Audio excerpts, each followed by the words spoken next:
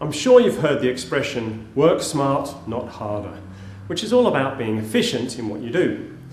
As a salesperson, I'm sure you're always busy and need to get the most from every activity you carry out without having to work harder. So this episode will help you do just that, because this episode is about being smart.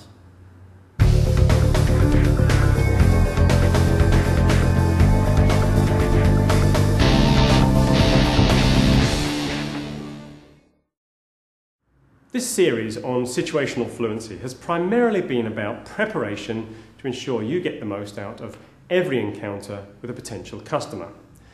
Assuming we are now prepared and about to move into the next phase of our framework, where we engage with somebody we hope will have a need for our product or service, we need to ensure this engagement is efficient and that we work smart. So we're going to look at setting sales objectives, so that we know exactly what we want to achieve from every engagement. Now, to do this, and to do this effectively, we're going to use best practice, as you'd expect, by using another framework called SMART. Some of you viewing this episode will have seen this before, but honestly, when was the last time you actually used it? Some of you will not have seen this at all, so let me explain what SMART is.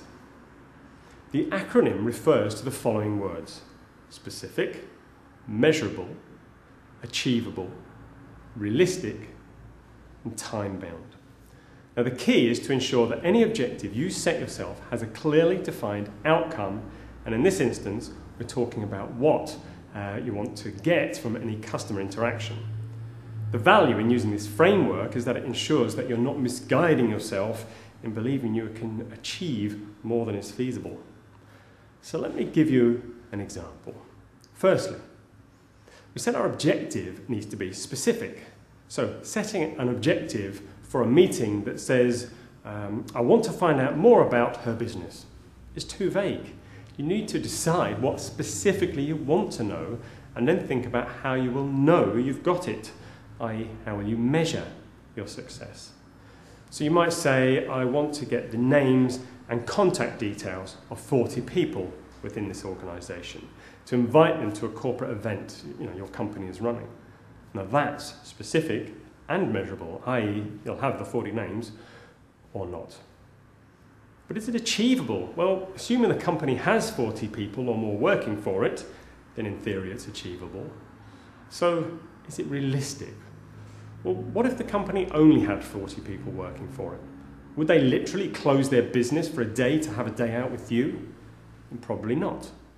But for the purpose of this exercise, let's assume there was 40 people who could attend. Then you've got to ask yourself, is it realistic to get all this information within the time boundary we have set ourselves of, a 30-minute meeting, for example? Then it probably won't be realistic. Unless you're more specific and said we want to get the customer to commit to sending via email a list of names after the meeting. Now the objective is about the commitment, not actually getting the names, and is specific, measurable, plus it's now achievable and realistic, and within the timescales you've set ourselves. So it sounds like we've cracked it and have ourselves a SMART objective. But what if this was your very first meeting or conversation with the customer? It's now probably not even achievable at this stage of the relationship. So it might be more realistic to set yourself the objective of getting 4 names per meeting for the next 10 meetings for an event maybe in 3 months' time, something like that. I'm hoping you get the idea. And you can see how these 5 areas are interdependent and must all be considered to get this right. So the key to successful and efficient selling is to make sure you have an objective and then ensure it's smart. So the next question we usually get asked at this point is, do I share my objective with the customer? Well, there's no hard and fast rule with this. Remember, we said there is an artistic license that you have to use in selling. If your objective was to get the customer to sign an order, then some people wouldn't feel comfortable telling the customer that, and there are certain buyers who, if told that, would put up their defences straight away. Whereas I personally can think of numerous customers of ours where I could literally tell them that my objective was to get them to sign off a program design and commit the money to it. So we could start planning perhaps its deployment. And I'd be comfortable doing that. So you've got to decide whether you would or wouldn't in any given situation. What's perhaps more important to consider when setting objectives is to have a fallback objective. So for example, if your primary objective was to invite your customer to an open day that your company was running with the intention of introducing them to your newest service offering, what would you do if they genuinely couldn't make that day? Perhaps they were on holiday or something.